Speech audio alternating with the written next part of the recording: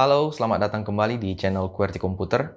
Anda tentu pernah mengalami masalah Wi-Fi dead zone atau susah signal Wi-Fi.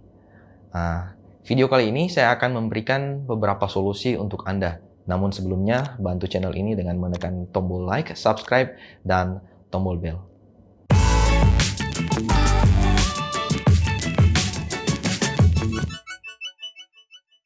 Oke, sebelum kita masuk pada solusi, kita perlu tahu dulu apa yang menjadi penyebab permasalahan dari Wi-Fi dead zone ini sendiri.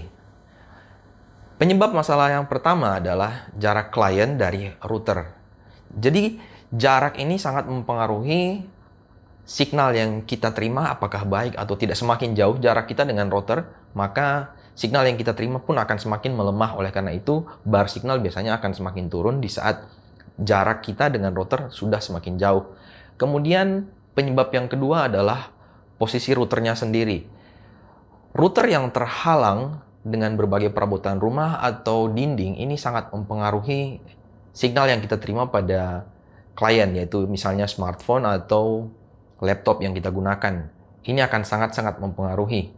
Yang ketiga adalah signal interference. Signal interference atau gangguan signal ini sendiri memiliki banyak penyebab juga, antara lain adalah Wi-Fi tetangga atau perabotan atau peralatan yang ada di dalam rumah itu sendiri yang menggunakan frekuensi yang sama dengan frekuensi Wi-Fi atau router yang kita gunakan.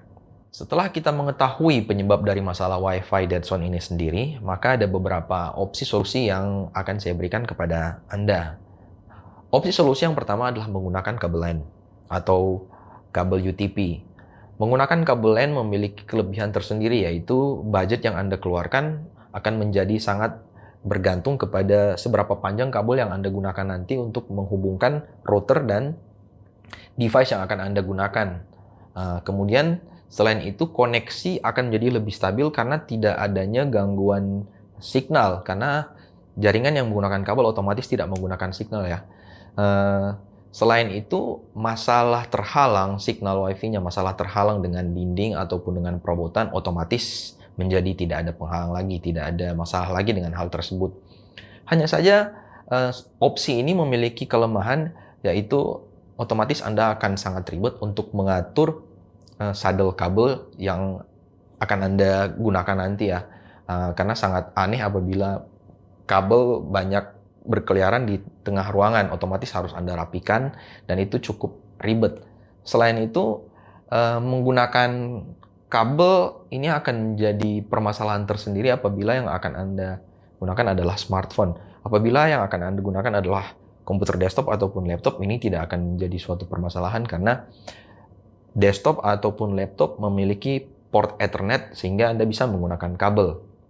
Nah, untuk opsi solusi yang kedua adalah memasang Wi-Fi router tambahan atau memasang range extender. Nah, opsi ini memiliki kelebihan antara lain budget tidak terlalu mahal karena range extender sendiri ini harganya bervariasi juga ya. Range extender harganya mungkin mulai di 150 ribuan kalau di marketplace. Begitupun dengan Wi-Fi router. Wi-Fi router juga harganya seperti itulah kira-kira di marketplace. Namun ada kelemahannya juga. Opsi ini memiliki kelemahan, yaitu antara lain pertama ribet. Karena apabila Anda menambahkan router atau menambahkan range extender pada jaringan network Wi-Fi di rumah Anda, maka apabila Anda berpindah tempat dan signalnya mulai drop, Anda harus pindah ke SSID yang lain, yaitu SSID yang dipancarkan oleh range extender dan router tambahan ini. Jadi tidak otomatis ya langsung pindah SSID satu ke SSID yang lain yang dipancarkan oleh range extender ini. Kemudian kelemahan yang lain adalah loss data transfer yang cukup signifikan atau kecepatan transfer data berkurang sangat signifikan karena dari router utama, router yang diberikan oleh ISP terkoneksi dengan Wi-Fi router atau range extender yang Anda tambahkan tadi itu lewat jaringan wireless juga. Jadi otomatis signal yang dipancarkan oleh router dan extender ini akan menjadi baik, akan tetapi kecepatan data transfernya menurun karena sudah terganggu juga dengan signal interference tadi. Kemudian proses settingnya juga terbilang agak ribet ya, karena apabila Anda menggunakan dua range extender atau menggunakan dua router tambahan, otomatis per range extender atau per router tambahan ini akan disetting manual satu persatu ya, dan ini menurut saya cukup ribet ya. Kemudian masuk kepada opsi solusi yang ketiga. Opsi solusi yang ketiga adalah mengganti atau menghubungkan router utama Anda dengan router yang baru yang memiliki dual band atau triple band. Ya, yaitu yang dimaksud di sini adalah memiliki frekuensi jaringan 2,4 GHz dan 5 GHz. Nah, kenapa saya menyarankan hal ini? Karena apabila Anda menggunakan router dual band atau triple band, router ini memiliki frekuensi 5 GHz. Frekuensi 5 GHz ini memiliki kestabilan data transfer yang jauh lebih baik dibandingkan 2 GHz, dan kecepatan data transfernya pun lebih cepat ya. Kemudian jauh daripada signal interference, karena frekuensi 5 GHz ini adalah frekuensi yang tidak terganggu dengan device yang lain, seperti contoh misalnya speaker Bluetooth mungkin, frekuensi Bluetooth atau frekuensi dari alat microwave sendiri, ataupun baby monitor yang ada di rumah Anda, atau signal WiFi tetangga. Semua alat-alat tersebut menggunakan frekuensi 2,4 GHz. Sehingga apabila WiFi rumah Anda masih menggunakan frekuensi 2,4 GHz, ini akan membuat jalur frekuensinya akan menjadi sangat sibuk dan sangat ramai. Oleh karena itu, signal interference akan sangat besar pada frekuensi 2,4 GHz ini. Sedangkan apabila Anda pindah ke frekuensi 5 GHz, ini akan menjadi lebih baik karena banyak sekali alat-alat yang di rumah Anda ataupun dari tetangga Anda yang di dekat Anda masih berada pada frekuensi 2,4 GHz. Kemudian bisa jadi WiFi tetangga Anda pun masih menggunakan frekuensi 2,4 GHz. Oleh karena itu, frekuensi 5 GHz terbilang sangat lowong lah di keadaan rumah Anda nantinya. Diharapkan seperti itu kira-kira. Namun ada kelemahan tersendiri apabila Anda menggunakan router dual band atau triple band pada frekuensi 5 GHz. Kelemahannya adalah antara lain, frekuensi 5 GHz adalah frekuensi dengan rentang gelombang yang lebih sempit, sehingga memiliki jarak jangkauan pun yang lebih dekat dibandingkan 2,4 GHz. Selain itu, frekuensi 5 GHz adalah frekuensi yang agak susah mempenetrasi objek solid seperti dinding atau perabotan yang ada di rumah Anda. Sehingga apabila Anda mengambil atau memilih solusi ini, maka dibutuhkan beberapa router tambahan yang lain, lebih dari satu maksud saya, untuk kemudian memancarkan signal WiFi 5 GHz. Sehingga ini juga akan memperkecil signal interference terhadap yang dimunculkan oleh dinding, yang kemudian akan memberikan kelemahan yang lain, yaitu budget yang Anda keluarkan akan menjadi lebih mahal, karena WiFi router yang memiliki dual band atau triple band, khususnya yang sudah support sampai 5 GHz ini, harganya cukup mahal ya. Sejauh yang saya lihat di marketplace, harganya mungkin bisa dibilang per satu router itu bermain di kisaran harga 600-an. Itu pun router yang bisa dibilang belum terlalu baik ya, belum terlalu bagus. Apabila Anda mau memiliki router yang kualitasnya lebih bagus lagi, mungkin itu bermain di atas 800-900-an, itu baru bisa. Nah, sedangkan Anda harus, apabila Anda ingin menggunakan frekuensi 5 GHz-nya, Anda harus membeli lebih dari satu router. Kemudian pada opsi solusi yang keempat adalah gabungan antara kabel LAN yang kemudian disambungkan dengan router atau range extender. Oke, jadi dari WiFi router utama, dari router yang diberikan oleh ISP Anda, ini kemudian disambungkan kabel LAN kepada router dan range extender yang saya bahas di poin 2 tadi, di opsi yang kedua tadi. Nah, kalau di opsi yang kedua, router dan range extender ini terkoneksi dengan router utama, router ISP, lewat jaringan wireless. Sehingga ada loss data transfer yang terjadi di situ karena terkoneksi lewat wireless. Nah, opsi nomor 4, router dan range extender ini dikoneksikan kepada router utama, router ISP Anda menggunakan kabel, sehingga transfer data dari signal Wi-Fi yang dipancarkan oleh range extender dan router tambahan ini, signalnya akan baik, kemudian data transfernya akan lebih baik lagi dibandingkan terkoneksi lewat wireless kepada router utama. Nah, itu kelebihannya. Namun ada kelemahannya juga.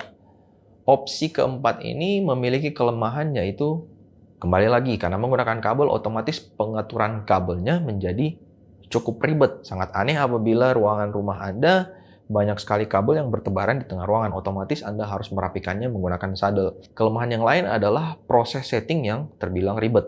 Karena, balik lagi, router tambahan ini harus disetting secara manual. Apabila Anda hanya menggunakan satu router, ya tidak terlalu ribet karena hanya satu kali setting. Namun apakah cukup menggunakan satu range extender atau satu router dalam satu ruangan yang besar? Apalagi rumah Anda memiliki 2 lantai atau 3 lantai, otomatis tidak mungkin hanya menggunakan satu range extender atau satu router. Ada kelemahan yang lain juga, yaitu yang tadi. Setiap kali Anda berpindah tempat di mana signalnya udah mulai drop, maka Anda harus pindah SSID lagi. Anda harus masuk ke pengaturan, disconnect dari SSID yang satu, kemudian connect ke SSID yang lain.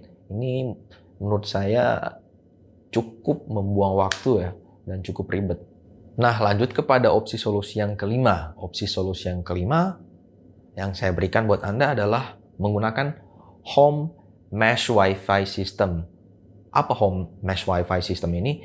Ini kurang lebih mirip dengan tambahan router atau tambahan range extender. Hanya saja Mesh Wi-Fi System ini adalah teknologi yang lebih baru, yang lebih mutakhir, yang lebih canggih lah. Karena ini teknologi terbaru.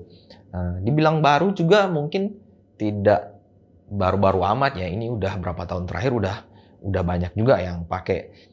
Home Mesh Wi-Fi System kurang lebih sama seperti opsi nomor 2 dan nomor 4 tadi ya. Hanya saja bedanya, kelebihan dari Home Mesh Wi-Fi System ini adalah koneksinya lebih stabil karena adanya frekuensi 5 GHz, itu yang pertama.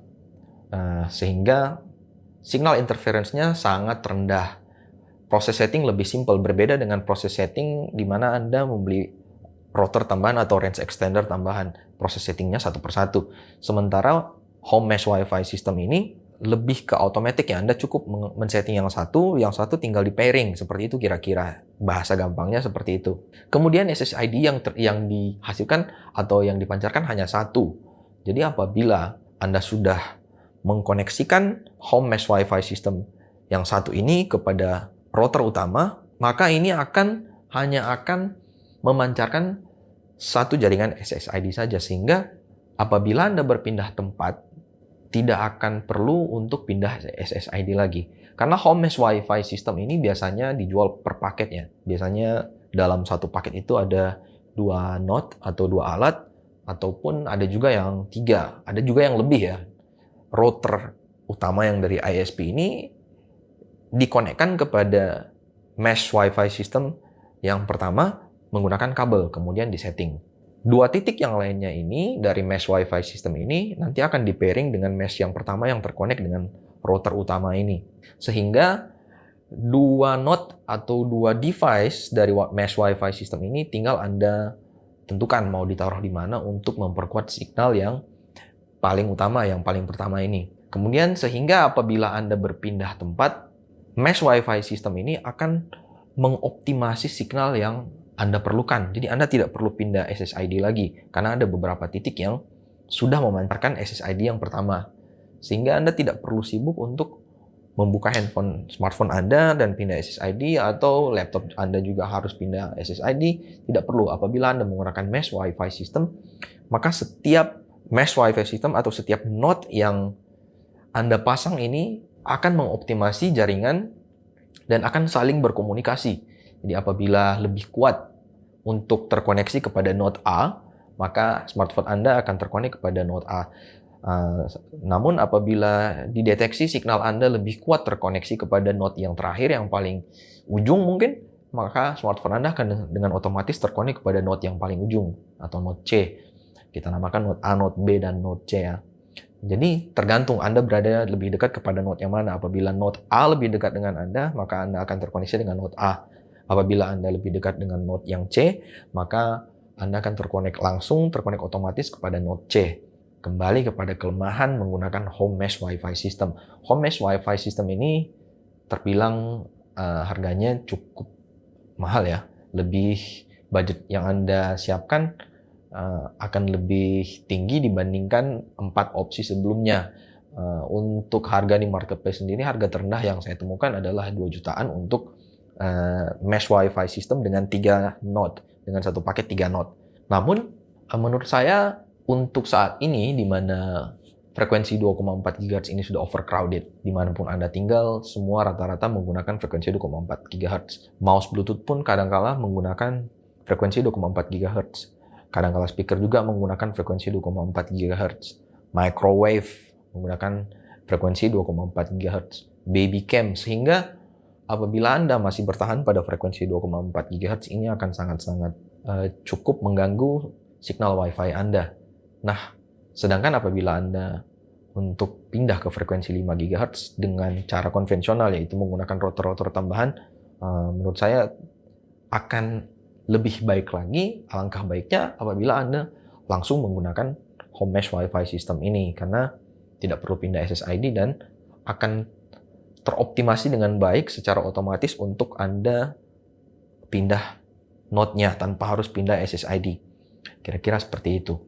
Nah, itu tadi 5 opsi yang sudah saya berikan kepada Anda. Tinggal tergantung dari keadaan Anda sendiri atau dari situasi Anda sendiri. Kira-kira opsi yang mana yang paling cocok dengan keadaan Anda. Apabila rumah Anda mungkin hanya 1 lantai dan tidak terlalu besar, cukup dengan menggunakan range extender, saya pikir itu adalah hal yang terbaik. Namun, perlu diperhatikan kelemahan dan kekurangan masing-masing opsi. Kalau saya sendiri, saya pribadi lebih merekomendasikan untuk pindah ke home mesh Wi-Fi system, yaitu menggunakan frekuensi 5 GHz dengan optimasi yang sangat baik pada pengelolaan jaringannya. Kembali lagi, setiap opsi memiliki plus minusnya masing-masing dan harap untuk menjadi pertimbangan. Namun apabila Anda memiliki solusi tersendiri yang belum saya sebutkan di video ini, maka tolong gunakan kolom komentar yang ada di bawah dan beritahu, mungkin siapa tahu itu juga bisa menjadi informasi yang baru buat saya. Dan untuk Anda yang mungkin memerlukan rekomendasi untuk home mesh Wi-Fi system ini, mungkin bisa cek kolom description di bawah, nanti saya taruh linknya untuk home mesh Wi-Fi system rekomendasi dari saya. Saya harap video kali ini bisa memberikan pencerahan atas permasalahan mengenai Wi-Fi dead zone. Bila Anda mempunyai pertanyaan terkait masalah ini, sekali lagi tolong gunakan fitur komen di bawah. Nanti akan kami coba sebisanya untuk menjawab pertanyaan Anda. Dan terakhir, tolong support channel ini dengan menekan tombol like, subscribe, dan bell agar update-update video kami yang akan datang tidak akan ketinggalan oleh Anda. Terima kasih dan sampai jumpa di video berikutnya.